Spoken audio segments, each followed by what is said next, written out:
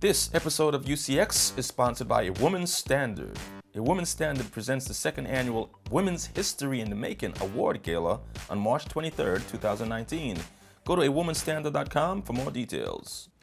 All right, so my critique for the store and the associate that assisted me is very positive. The associate was very knowledgeable about everything in the display case. Every question that I threw at her, she was able to answer, not just answer, but answer intelligently and offer suggestions. The store was totally packed, and although the store was totally packed, I still felt like I was the only person in the store. This associate gave me her undivided attention. Now, I can't speak for the other men in the store, but if you look at the video, I'm sure the other men in the store felt the same way. Jewelry is very personal. A lot of jewelry is passed down throughout generations, so jewelry has sometimes sentimental value. So the person that is selling jewelry must have a human touch. They cannot operate themselves in a robotic fashion. Quite frankly, this associate was a star. And the interesting thing is, it's not so much about what she did, but what she didn't do that made her remarkable. Because the fact of the matter is, she didn't really do anything that was really amazing. It's not like we were in a restaurant setting where she kept the drinks refilled or she brought out the food in record time. None of that was present in this situation. Listening was this associate's superpower. A lot of times, managers and associates feel like they need to do something just amazing to gain the trust of a customer. But sometimes it's not so much what you do, but what you don't do. I told her why I was there, and she stayed with my why. Not her why, not the why that would give her the highest commission, not the store's why, not the why that would affect the store's bottom line, but she stayed with my why. Management trained her very well. She followed the store's SOP to the T. One thing I was very impressed with is that the store was very well staffed.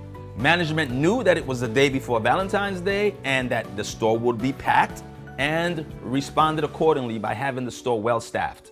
Now, although they were well staffed, a line still accumulated, but my point is the store was not caught short-handed by not having the right amount of employees. Now, I know this for a fact because I happen to frequent this jewelry store, so I know what it looks like on a typical day and the amount of employees that are on hand compared to the day before Valentine's Day. When I get back, I will give this company the grade, so see you when I get back. This episode of UCX is sponsored by A Woman's Standard. A Woman's Standard presents the second annual Women's History in the Making Award Gala on March 23, 2019. Go to awomanstandard.com for more details. As it pertains to a grade, ladies and gentlemen, I am proud to announce that this company here is the very first company of all the companies that we have covered and done UCXs or Undercover Customer Experiences for. This company is the first company that receives 5 gems. And here is why. For pillar 1, the first impression, when I visited the company's website was very clean, polished, and professional. The jewelry was well categorized and it was easy to find and navigate to what I needed. When I got into the store was clean, presentable, and the feng shui and the setup of the store helped with congestion. All of the merchandise is in the center of the store and the customers are in the outskirts. So this aids with congestion and helps with the free flow of traffic. Concerning pillar 2, the connection, like I mentioned earlier in this video, the associate was a total rock star. She knew her job and she did it well. So my hat goes off to management because she was well trained. She totally understands how to put the customer first. She was knowledgeable about jewelry, and her superpower was listening. I also commend management for having the store well staffed on the day before Valentine's Day.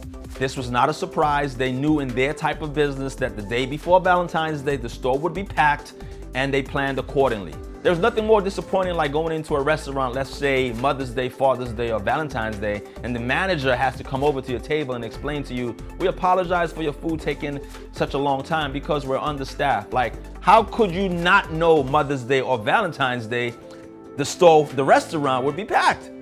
The restaurant was packed last Valentine's Day. It was packed last Mother's Day. So how could you not think that this Mother's Day or this Valentine's Day that the store would be packed or the restaurant would be packed? Every Valentine's Day or Mother's Day prior to this Valentine's Day or Mother's Day, the restaurant was packed. So what makes you think that this Mother's Day or this Valentine's Day, the store or the restaurant would not be packed?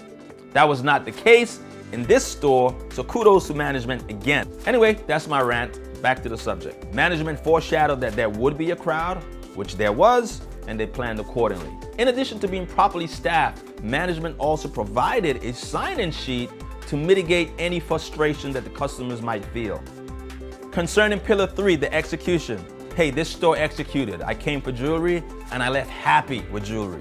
I go into greater detail about the 3 pillars of supreme customer experience in my book, Customer Experience, 3 Simple Tools to Turn One-Time Consumers into Loyal Customers, and you can find the link below. If you like this video and if you know anyone in management who can benefit from enhancing their customer experience, please go ahead and share this video with them. As always, thank you for watching. Don't forget to subscribe, like, and share, and you can have an awesome day if you create it.